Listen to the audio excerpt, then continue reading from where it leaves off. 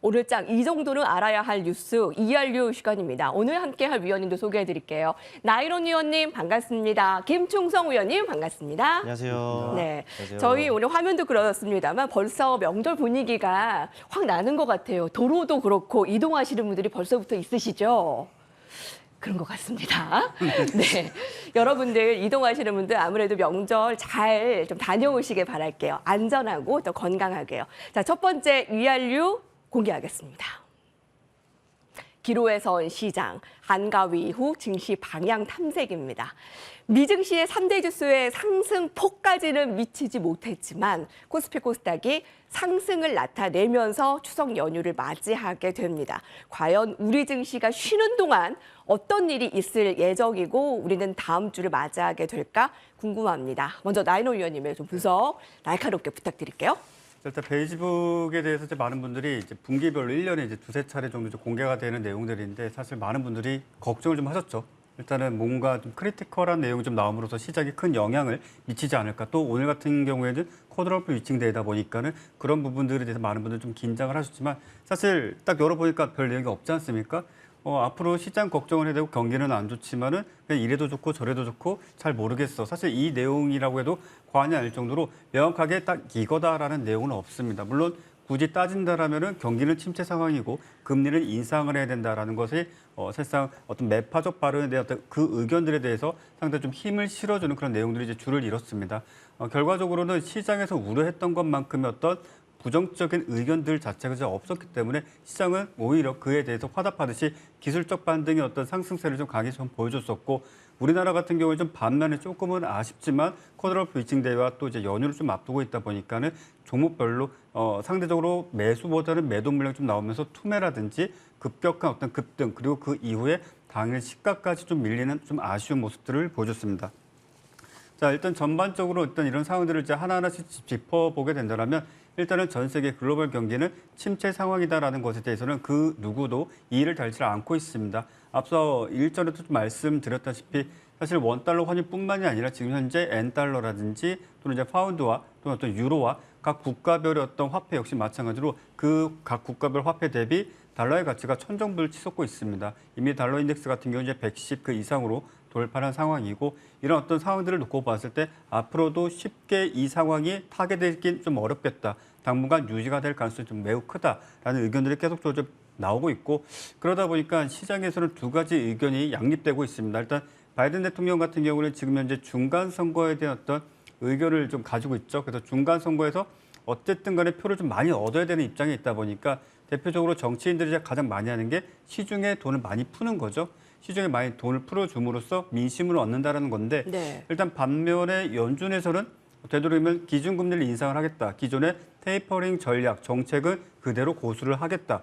즉 채권 매입 속도를 계속적으로 늦추고 그에 따라서 시중 통화량을 계속적으로 옥죄겠다라는 그 포지션을 계속 끌고 가고 있는데 이런 부분들이 쉽게 해결되기는 어렵습니다. 어쨌든 간에 의견이 양립하고 있다고 하지만 결국 의사결정은 연준이 하게 됩니다. 그래서 기본적으로 기준금리 인상 쪽으로 가닥이 잡힐 확률이 크다. 이렇게 좀 보시는 것이 좋겠고 아무래도 추석 이후의 시장에 대해서도 이제 걱정하시는 분들이 많으실 겁니다. 그렇죠. 특히 오늘 시장 같은 경우만 하더라도 대다수 종목군들 정말 급락가거나 네. 정말 전저점을 이탈한 종목군들도 많았었고 오전장 같은 경우는 이제 삼성전자도 사실 신저가를 갱신하는 것이 아닐까라는 좀 우려스러운 생각도 들었습니다. 자, 이런 부분들은 사실상 다음 주 시장을 좀 고려했을 때 일단 소비자 물가지수라든지 생산자 물가지수 또 추가적으로 연이어서 발표되는 각종 경제 지표가 실질적으로 딱 한 가지 공통점을 가지고 있습니다. 지난 8월에 발표되었었던 해당 수치보다 조금 낮게 어느 정도 예상치가 좀 나와 있는데 아마도 그 정도의 수치에 좀 부합하는 상황이 좀 나오게 된다면 시장은 다시 한번 일시적으로 하루 이틀 정도 간의 상승 랠리를 좀 보여줄 수는 있겠습니다만 우리가 조금 더 멀리 그러니까 즉 타임 프레임을 좀 길게 놓고 보게 된다면 코로나 팬데믹 전후했을 당시의 어떤 각종 경제 지표들의 수치와 지금 현재 수치를 비교해 보게 된다면 작게는 1%, 많게는 한 3% 정도의 차이가 발생을 하고 있습니다. 즉 정상 궤도에 돌아서기에는 아직까지 좀 시간이 좀 필요하다. 이런 부분도 좀 보실 필요가 있겠고 자, 일단 이런 어떤 상황들 자체가 저도 그렇고 아마 앵커님께서도 마찬가지실 것 같은데 내성이 좀 생겼죠. 네. 일단은 뭐 인플레이션이다 또는 CPI가 지난달 발표치보다 더 상회했다. 이런 것이 나오고 다우지수가 뭐 예를 들어서 500포인트 하락을 한다. 1000포인트 하락을 한다라고 해도 뭐 어쩔 수 없이라는 생각이 들 정도로 이제는 너무나 익숙해진 상황입니다. 그러다 보니까 많은 투자자분들께서 오히려 시장 하락에 대해서 좀 둔감하신 경우가 좀 있는데 이럴 때일수록 오히려 현금 비중을 최대한 좀 유지할 수 있는 부분 유지하고 작은 수익이라도 일단 좀 챙기는 전략. 조금이라도 수익이 나면은 이걸 내가 조금 더 끌고 가서 뭐 100%, 200% 먹겠다 이게 아니라 네. 일단 내가 현금 만들고 다시 재매수할 시점 좀 찾아보시는 것도 좋겠다라고 좀 말씀드리고 싶고요.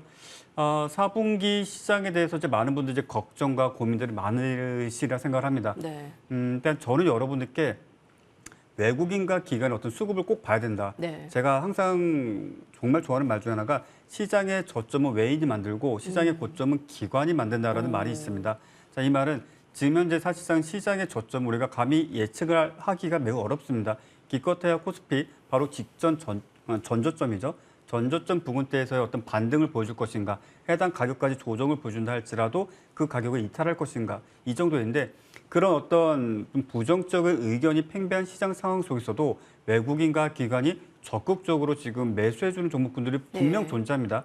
대표적으로 이제 자동차 섹터입니다. 네. 예, 부품주가 아니라 말 그대로 현대차, 기아 또는 뭐 현대유야 뭐 이런 어떤 기업들 한번 관심 있게 지켜보실 필요가 있겠고 네. 그 외에 다른 어떤 섹터의 종목군들을 본다 할지라도 최소 5일 이상의 외국인 또는 기관이 연속 순매수를 전체 거래량의 최소 5% 이상을 해준다든지 네. 또는 쌍끌이 순매수를 최소 5% 이상, 즉 전체 거래량이 10만 주다. 그럼 최소 5천 주 또는 1만 주 이상 매수를 해주는 그런 어떤 수급을 확인하시면서 투자에 활용하신다라면 네. 참 좋은 결과 기대하실 수 있으리라 생각합니다.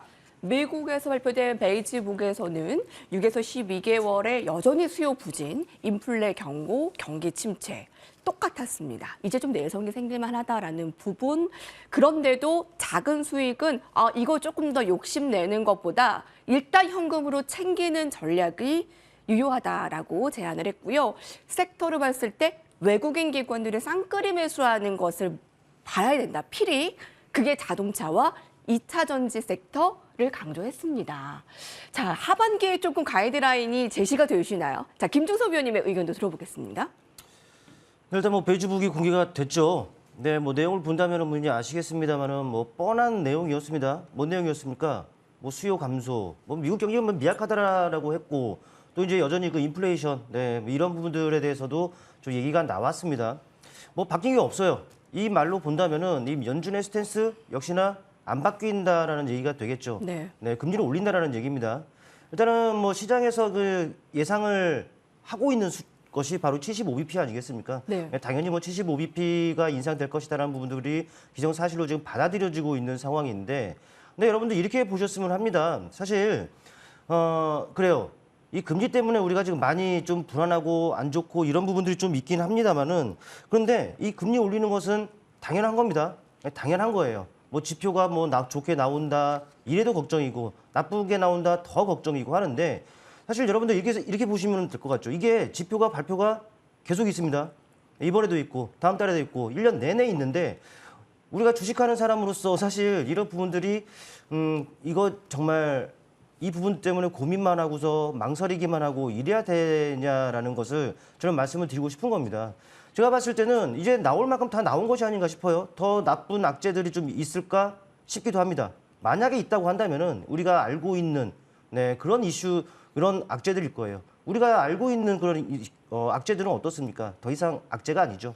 때문에 전반적으로 본다면은 이제 9월을 기점으로 해서 좀 바닥을 다지는 이런 부분들이 되지 않겠느냐 싶은데 물론 이제 9월 한 달만 놓고 보더라도 뭐 연휴 지나고 난 이후에 또 지표들 발표가 즐비하죠. 또 그 다음으로 넘어가면 또 금리 결정이 있죠.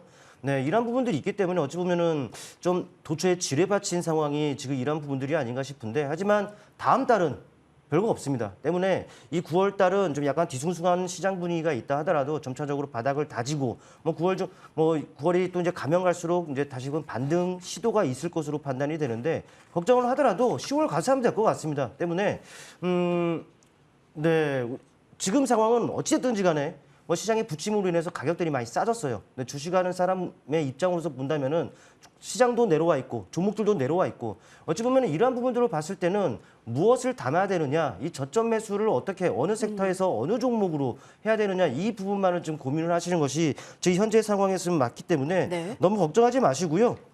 다시 한번 정리해드리자면은 악재 그래 아직까지 여러 변수들이 지금 상수로 작용을 하고는 있습니다만은 근데 그런 부분들이 이미 우리가 다 아는 부분들이기 때문에 너무 걱정하지 말자라는 것이고 이미 다 반영이 됐기 때문에 시장도 점차 진정세를 찾아갈 것이고 때문에 차라리 이런 부침에서 적점 매수 기회로 좀 활용하는 이런 전략적인 네. 부분들로 간다면 분명히 승산 있는 싸움을 할 수 있으리라 보입니다.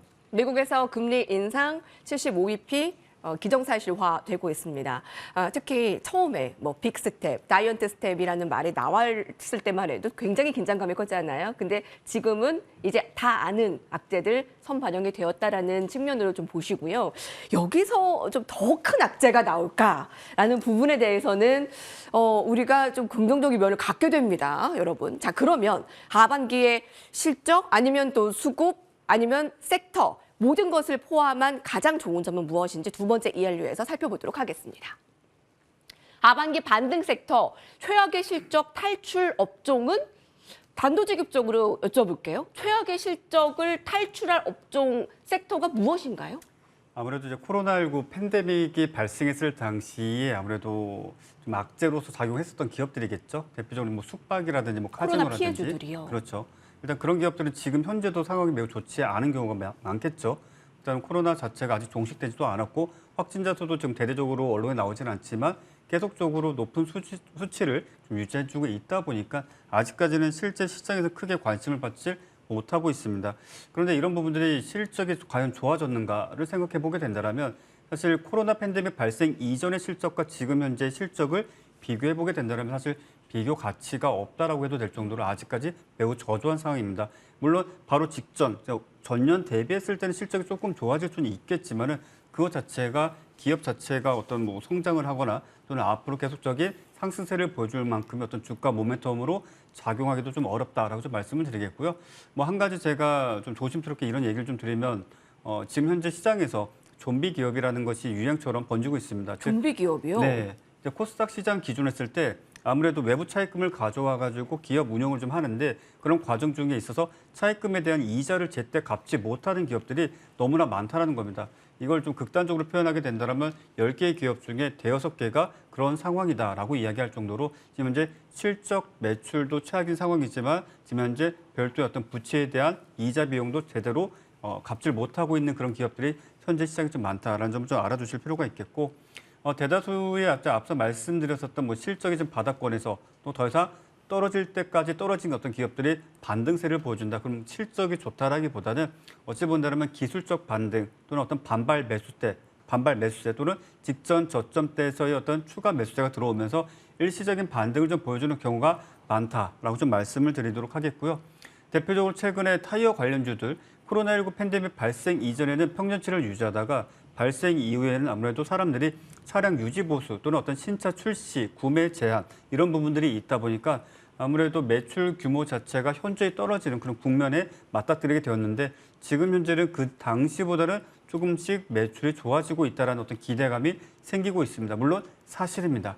하지만 이것 자체가 앞서 말씀드린 것과 마찬가지로 코로나19 팬데믹 발생 이전과 비교를 해야 된다라고 좀 말씀을 드리겠고요. 지금 현재는 어찌 본다면 일종의 바닥권 내에서 상승 그리고 수급이 일시적으로 좀 몰리면서 상승을 보여주고 있지만 그 거래량과 거래대금 규모도 100억이 채 안 되는 경우도 많습니다. 통상적으로 우리가 시장의 주도주라고 한다면 중소형주 같은 경우는 한 500억 정도 보고 그다음에 대략적으로 시가총액이 5천억 원 이상의 종목군들은 하루에 거래대금이 최소 1천억 원에서 3천억 원 이상 좀 발생해야 된다는 점을 좀 고려한다면 좀 약하다. 그렇기 때문에 지금 현재 시점에서 실적보다는 일단은 어찌 본다면 코로나 팬데믹 발생 이전의 실적을 넘어선 기업들 그리고 그 수준을 유지하고 있는 기업들 위주로 보시는 것이 좋겠다라고 네. 정리해드리겠습니다. 그리고 오늘 얘기가 나온 타이어, 카지노, 여행, 숙박 부분은 좀 보수적으로 보시는 거네요. 일단은 관망하시는 것이 단기, 좋다. 예, 관망하는 게 좋다. 단기 반등, 기술적 반등, 반발 매수세